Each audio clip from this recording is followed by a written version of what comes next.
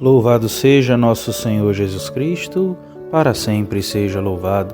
Querido irmão, querida irmã, estamos nos aproximando do fim dessa 23ª semana do tempo comum.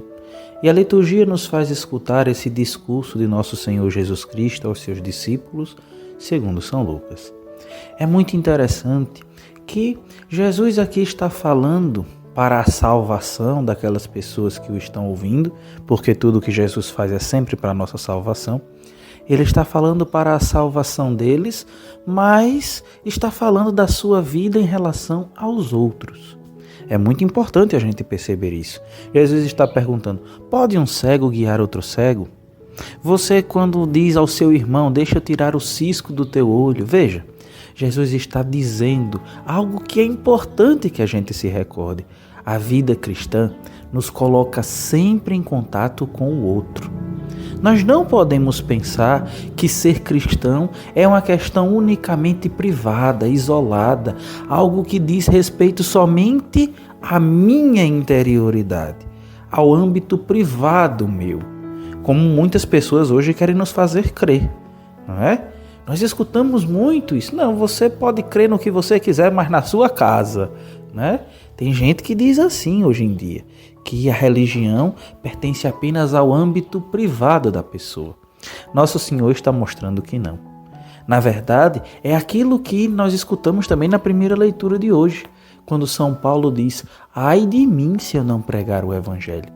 Sim, meu irmão, minha irmã, o Evangelho não é algo para ser vivido como se fosse uma teoria que eu aprendi sozinho, eu peguei, li algum livro, aprendi aquilo e guardei para mim como um segredo meu. Não, o Evangelho, meu irmão, é exatamente algo que nós recebemos de alguém e que nós também recebemos a missão de transmitir para outra pessoa.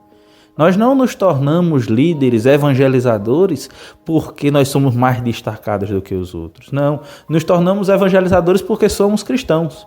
Um cristão, só pelo fato de ser cristão, deve ser um evangelizador. Deve ser alguém que não guarda apenas para si aquilo que aprendeu de Jesus, a experiência que fez com Jesus, mas se sente na obrigação de transmiti-lo também para os outros. Pois bem, meu irmão e minha irmã, então quando Jesus está falando sobre guiar outra pessoa, está falando sobre todos nós. Está falando sobre a nossa missão de ajudar o outro a trilhar o caminho da verdade, o caminho de Cristo, o caminho do Evangelho. Pois bem, então cada um de nós deve ter um cuidado essencial nesta missão. E qual é? É de a gente poder ajudar o outro a seguir o caminho do Evangelho, sendo para ele um guia. Quer dizer, a gente primeiro precisa trilhar o caminho do Evangelho. Acontece muitas vezes, infelizmente, que nós cristãos acabamos querendo ajudar o outro no seu caminho. Acabamos querendo anunciar a verdade para o outro quando nós mesmos não vivemos.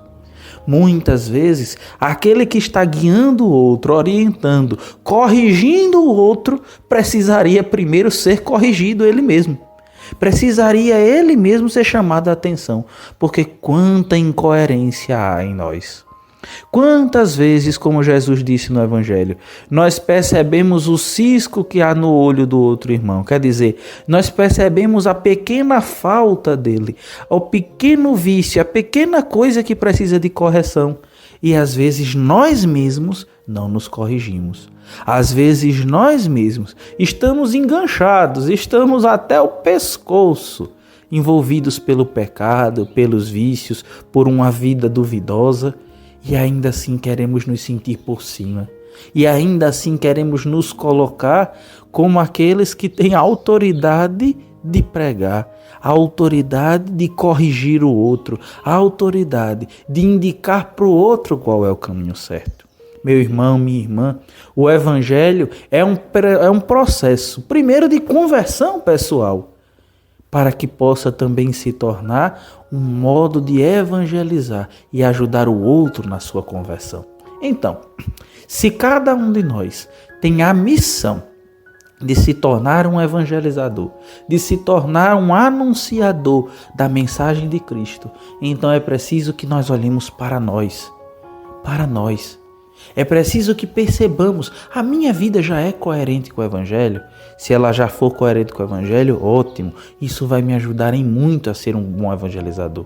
Se ela ainda não é coerente com o Evangelho, então, meu irmão, minha irmã, é hora de se corrigir. É hora de começar a se converter para poder ajudar também na conversão e na salvação do outro. Que o bom Deus nos ajude a sermos de fato agentes da salvação, da evangelização, com o nosso testemunho e com a nossa palavra. Deus vos abençoe, meu irmão e minha irmã, em nome do Pai, do Filho e do Espírito Santo. Amém.